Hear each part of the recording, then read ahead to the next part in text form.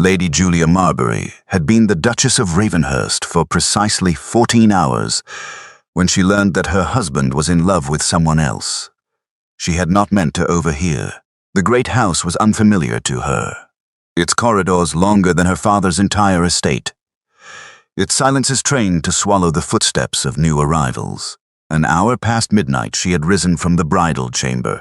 Still in the silk dressing gown her aunt had pressed upon her with so much weeping advice, and gone in search of him. She did not know what she meant to say.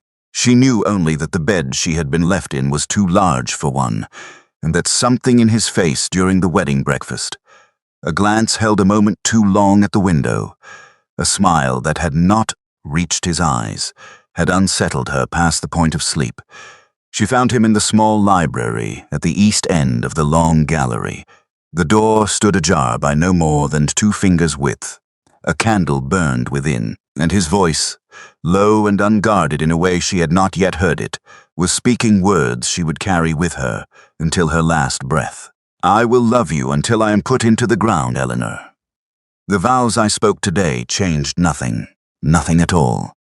A woman answered him, soft, broken, shaping his name in the way of someone who had been shaping it for years. Julia did not catch the words. She caught only that he answered her like a man absolved. The candle in her own hand began to tremble. She steadied it. She had been trained by a mother who had died young, by a father who had survived her badly, to steady whatever trembled in her, and to make her face into a polished thing while she did so. She did not move. She did not breathe. She stood in the corridor of the house that now bore her name, in the dressing gown her aunt had blessed, listening to the Duke of Ravenhurst promise another woman what he had withheld from her at the altar that morning. And no one alive knew what Julia herself had carried into this marriage, what she had left behind to enter it, what she would one day be forced to tell him if she ever again could bring herself to speak his name without flinching. Behind her, somewhere deep in the dark of the house, the long case clock began to strike 2. She stayed in the corridor until the second strike had faded entirely. Then, with the same quiet she had brought to the door, she turned and walked back through the long gallery to her chambers. She did not weep. She did not falter. She passed the portraits of dead Ravenhursts who watched her with the indifferent dignity of the long buried, and she let her face become what she had been taught to make it: composed, contained, unreadable as a sealed letter. She returned to the bridal chamber, set the candle on the table beside the bed, and lay down in the silk dressing gown without removing it. She did not sleep. She watched the window grow gray, and then pale, and then golden. And by the time the maid came to draw back the curtains at 7, Julia had decided what she would do. She would do nothing, not yet. A woman raised in the household of Lord Marbury had learned, before she had learned anything else, that knowledge was a kind of property. One did not display it. One did not spend it carelessly. One kept it folded like good linen until the moment of use. Julia had walked into this marriage with a secret already pressed against her ribs, a secret heavier, perhaps, than the one she had overheard in the small library, and she had walked into it knowing that the survival of her new life would depend on her capacity to hold many things at once without showing the weight of any of them. So at breakfast, when the Duke entered the morning room, Julia rose and inclined her head as a new wife should, and accepted the chair he drew out for her, and asked him whether he preferred his tea, with milk or without. He looked at her with the wary attention of a man who had expected a different kind of morning. She gave him no opportunity to find one. "You slept well, I trust," he said. "Very well, Your Grace." "James, please, if you can. James, then." She poured his tea with steady hands. She buttered her toast. She inquired after the weather and the prospect of riding out, and the dispositions of his various tenants. She conducted, in the space of a single breakfast, a small and perfect performance of a wife who had slept undisturbed in a bed too large for her, and who had heard nothing in the night that she should not have heard. The Duke watched her over the rim of his cup, and Julia saw in his face the precise moment at which he became uneasy. Good, she thought. Let him be uneasy. Within a week she had taken the measure of the house. Ravenhurst was a great place, larger than any she had stayed in, and it ran with the slightly tired efficiency of an estate that had once been managed by someone who cared, and was now managed by people who only remembered the shape of caring.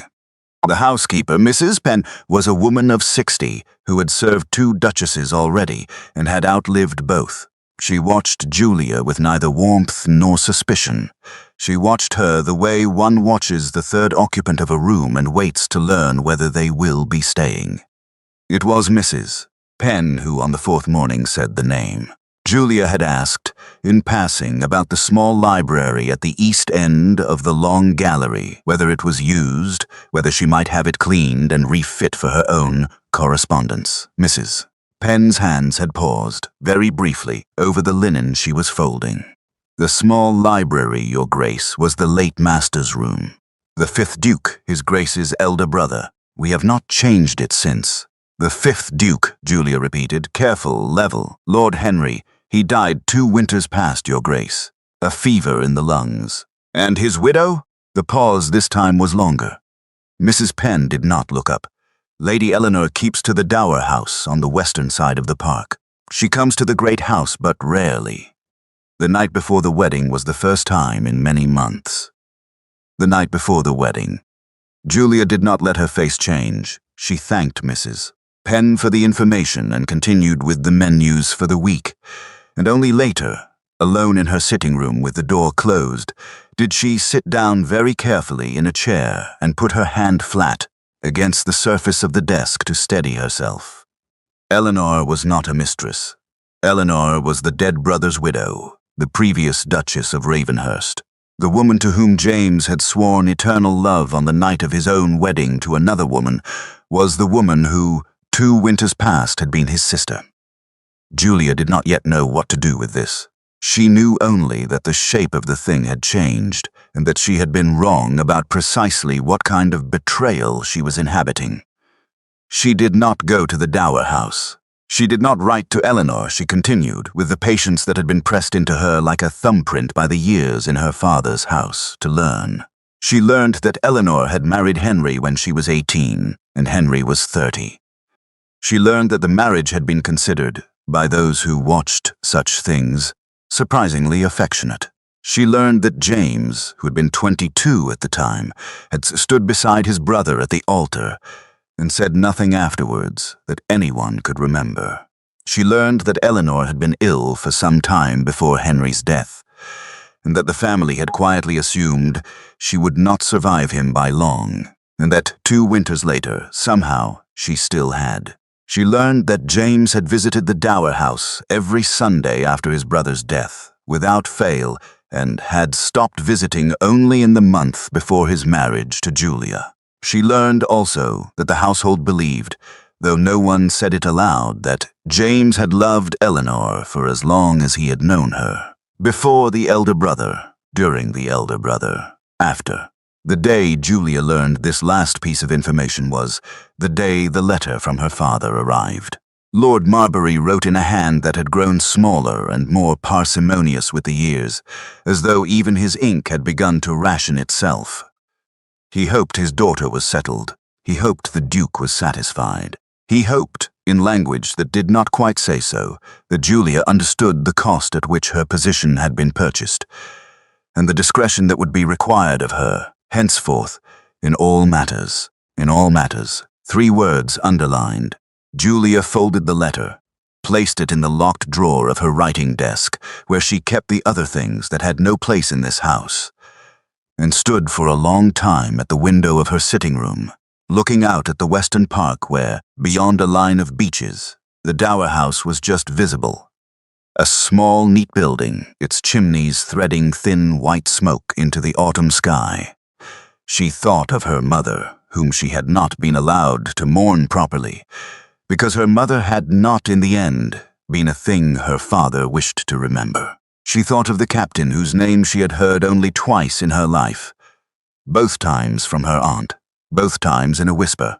She thought of the gulf between what she was called and what she was, and how she had walked into this marriage hoping that a name spoken often enough might eventually become true.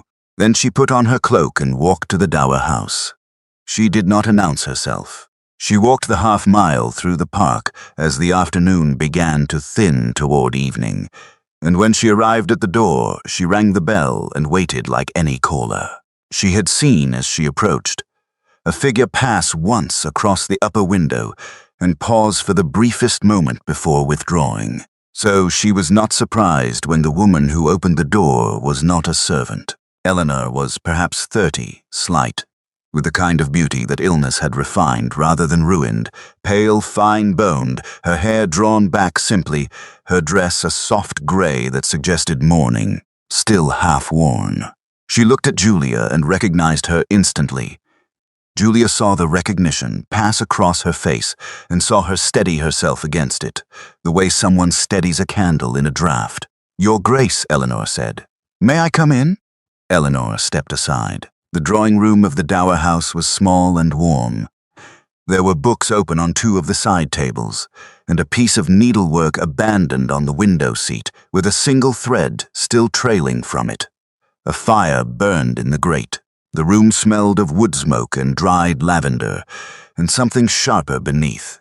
A faint medicinal trace, the smell of a sick room that had been aired and never entirely cleared. Eleanor did not invite Julia to sit. She stood by the mantelpiece and Julia stood by the door, and for a long moment neither of them spoke. "I heard him," Julia said at last, "the night before, in the library." Eleanor closed her eyes briefly. When she opened them, they were wet, but she did not let the tears fall. "I told him not to come," she said.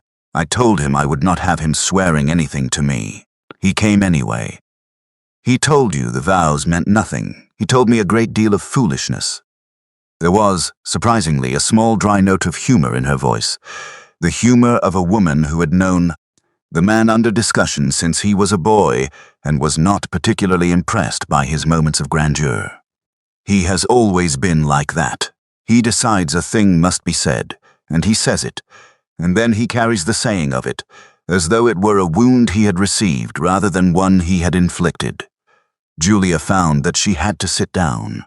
Eleanor saw it and gestured to a chair, and Julia took it, and Eleanor took the one opposite, and folded her thin hands in her lap. "You should know," Eleanor said, "that I have loved James since I was 16 years old, and that I loved his brother when his brother lived, because his brother was a man who deserved to be loved, and because James would not allow himself to take from Henry the thing Henry wanted most. James gave me up, Your Grace. Twice, once when I married Henry, again when Henry died, and James decided that the family had had enough of scandal, and that I had had enough of waiting, and that he would marry properly and let me rest. He came to you the night before our wedding to break a vow he had not been asked to make. He came to me to say goodbye," Eleanor said quietly. "I am dying. I have been dying for some time. The doctors have given me until the spring, perhaps a little longer. He has known for the better part of a year. He came because he thought it would be the last time, and because he wanted to tell me before I went, a thing he had never permitted himself to say while Henry lived. It was a selfishness. He has always been capable of small, terrible selfishnesses, the way restrained men are. He should not have done it. He certainly should not have done it under your roof, on your wedding night. I think he believed you would not hear." Julia listened. She listened the way Mrs. Penn folded linen, the way her aunt had taught her to listen, with her whole body. "You did not have to tell me any of this," she said when Eleanor had finished. "I had to tell you most of it. I owe you that. I would have written to you before the wedding if I had been brave enough." Eleanor paused. "I did write to you. I burnt the letter. I told myself it was kinder. I was wrong. I am sorry." Julia closed her eyes.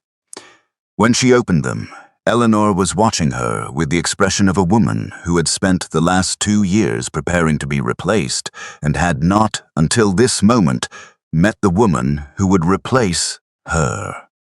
"He is not a cruel man, Your Grace. He is a man who has been disciplined for a very long time into the conviction that to want anything is a kind of weakness. He will not know how to love you because he has not yet permitted himself to know how he might. But he is capable of it. I have watched him be capable of it. I would not have let him near you in the state he is in if I did not believe that. Julia walked back to the great house in the dark. The wind had risen. Somewhere on the estate a dog was barking. By the time she reached the gravel drive, her cloak was damp with mist, and her hands inside her gloves were entirely cold, and she had decided the second thing she would do. She would tell him, not what she had heard, not what Eleanor had said. He would learn those things in their proper time, if at all. She would tell him the other thing, the thing she had brought with her, the thing she had been carrying since the morning her aunt, on the eve of her engagement, had sat her down in the small parlor at her father's house and said, very gently, the words that had altered the entire architecture of Julia's understanding of herself. She found James in his study. He rose when she entered. "Julia, sit down, please." He watched her with the careful attention of a man who had been given at last the conversation he had dreaded. She had expected to speak first. She'd had rehearsed it on the walk back from the Dower house. Through the dark and the rising wind, the words arranged and ordered in her mind like silverware before a formal dinner. She did not get the chance to use them. "I know you heard me," he said. "I have known since the morning you poured my tea without trembling. I have been waiting for you to come, and I have been ashamed every day that you did not, that I had not come to you first." Julia said nothing. She stood by the door and let him speak. "I went to Eleanor the night before our wedding. I told myself it was to say goodbye, that she is dying, that I had very little time left to say the things I had kept from her while Henry lived, and that one evening, one confession would close the door on it properly and allow me to begin this marriage honestly." He stopped. "It was a selfish thing. It was wrong. I said it under your roof, on your wedding night. And I said it loudly enough that you heard it through a door I had not thought to close. And I have not known, since that morning, how to look at you, without seeing the cost of what I did." He rose from the chair. Then, as though thinking better of it, he sat again. "I am asking your forgiveness, Julia. Not because I deserve it. Not because I expect it. Because you are my wife and you have conducted yourself in the weeks since with more dignity than I had any right to expect from you, and I cannot continue to sit across from you at breakfast, pretending that I do not owe you an honest accounting of what you overheard and what it means." The fire crackled. Outside, the wind had risen into a proper autumn gale. Julia crossed the room and took the chair opposite him, the way she had taken the chair opposite Eleanor an hour ago, and folded her hands in her lap and looked at him directly for perhaps the first time since the wedding. "Eleanor told me herself," she said. "This afternoon, I went to the Dower house." He went very still. "She told me that she has loved you since she was 16, that she loved your brother because he deserved to be loved, and because you would not take from him what he wanted most, that you gave her up twice, and that you came to her that night to say goodbye because the doctors have given her until spring." Julia paused. "She told me you should not have done it. She was right. She also told me you are capable of love, and that she would not have permitted this marriage otherwise. I believed her." He looked at her for a long moment. When he spoke, his voice was rougher than she had ever heard it. "I have treated you like a piece of furniture in my own house. I convinced myself it was a kindness, that I could not give you what I had given Eleanor, and it would be better to give you nothing than half a thing. It was not kindness. It was cowardice." "Yes," Julia said simply. "It was." He accepted this without flinching, which raised him slightly in her estimation. "I do not know," he said, "how to begin again, but I would like to if you will allow it." Julia looked at him. She thought of Eleanor's thin hands folded in her lap, and the dry note of humor in her voice when she spoke of him, and the way she had said, "He is capable of it. I have watched him be capable of it," as though she were passing something precious into safekeeping. "Then we begin," Julia said. "Not again. There is nothing before worth returning to. We simply begin." They went to Eleanor together the first Sunday after. James had expected, Julia thought, to go alone, as he always had, to make the half-mile walk through the park his own private penance, and he had not known quite how to receive it when Julia appeared, in the entrance hall, in her cloak and gloves at the appointed hour, and said nothing, only waited. He had looked at her for a moment with an expression she was beginning to recognize. The look of a man repeatedly surprised by a woman he had underestimated. They did not speak much on the walk. They did not need to.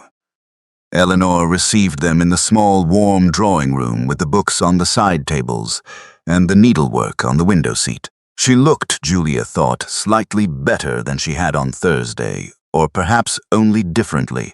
There was color in her face that had not been there before, a careful brightness that might have been pleasure or might have been the effort of containing it.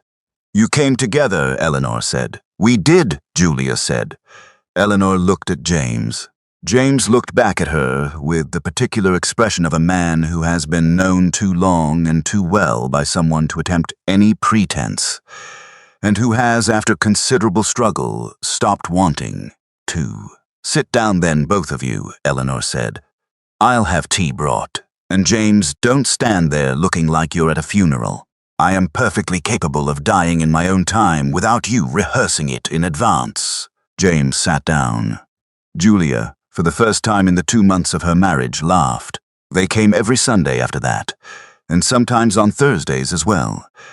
And in December, when the cold settled into Eleanor's lungs and made the stairs an effort, Julia began arriving on Tuesday, mornings with books under her arm and reading aloud in the chair by the window, while Eleanor rested on the day bed and the fire burned, and the park outside went white, and then gray, and then white again.